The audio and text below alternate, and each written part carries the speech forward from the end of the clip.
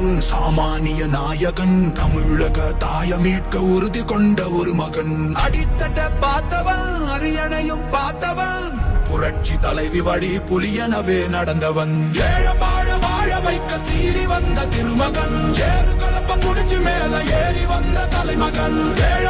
வாழ வைக்க சீறி வந்த திருமகன் ஏறு கலப்ப புடிச்சு மேல ஏறி வந்த தலைமகன்